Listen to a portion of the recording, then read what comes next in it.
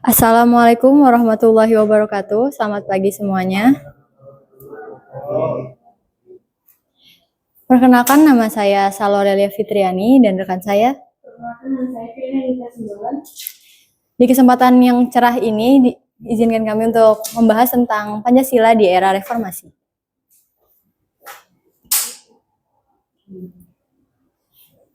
Sumber yang kita ambil bisa dilihat dari Kementerian Pendidikan dan Kebudayaan yang diterbitkan tahun 2017 dan Muslimin H yang diterbitkan tahun 2016. Selanjutnya, untuk definisi secara umum sendiri, Pancasila sebagai dasar negara yang otentik bermakna dalam pembukaan UUD 1945, inti esensial nilai-nilai Pancasila tersebut yaitu yang pertama ketuhanan, yang kedua kemanusiaan, yang ketiga persatuan, keempat kerakyatan, dan yang kelima keadilan sosial. Pancasila sendiri juga adalah dasar utama sebagai semua hukum di Indonesia.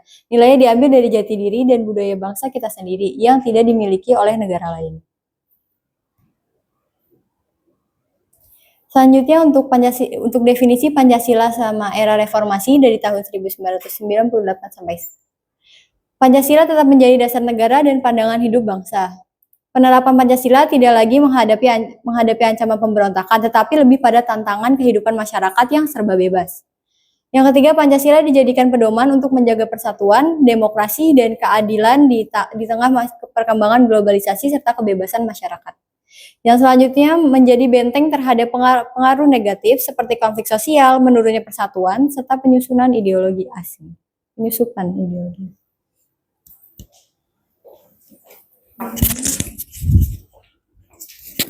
Selanjutnya, pembahasan kedua, makna Pancasila sebagai dasar negara, yaitu sumber dari segala sumber hukum di Indonesia. Yang kedua, landasan penyelenggaraan kehidupan berbangsa dan bernegara. Dasar pembentukan konstitusi Undang-Undang Dasar 1945 dan peraturan perundang-undangan. Selanjutnya, fondasi persatuan, kedaulatan, dan keadilan. Pancasila sebagai pandangan hidup, yaitu pedoman sikap, perilaku, dan nilai moral sehari-hari. Selanjutnya, memberikan identitas dan kepribadian bangsa.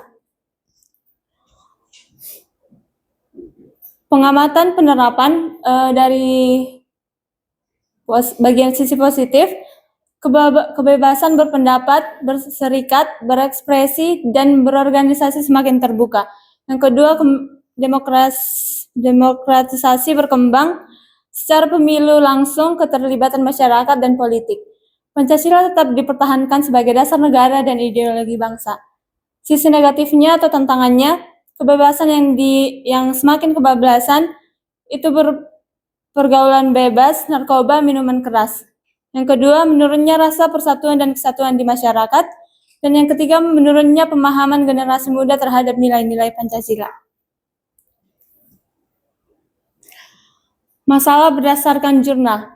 Ini Pancasila dipersoalkan dan dijadikan kambing hitam setelah krisis pada tahun 1998. Sebagian kalangan menganggap Pancasila gagal, bahkan ada yang menyurigai mengganti dengan ideologi lain seperti neoliberalisme dan kapitalisme.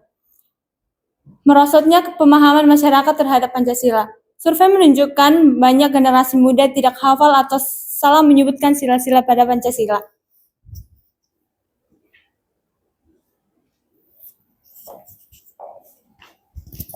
Menurut kami, akan pembahasan ini, Pancasila sebenarnya tetap relevan sebagai dasar negara, tetapi implementasinya yang harus diperkuat melalui pendidikan, keteladanan pemimpin, dan komitmen bersama agar nilai-nilai itu tetap benar-benar hidup dalam masyarakat. Selanjutnya untuk kesimpulannya. Kesimpulan yang dapat kita ambil, Pancasila sendiri adalah fondasi kokoh bangsa Indonesia. Di era reformasi, tugas kita bukan hanya untuk menjaga, tetapi juga untuk menghidupkan nilai-nilai dalam setiap langkah agar Indonesia tetap utuh, adil, dan bermartabat.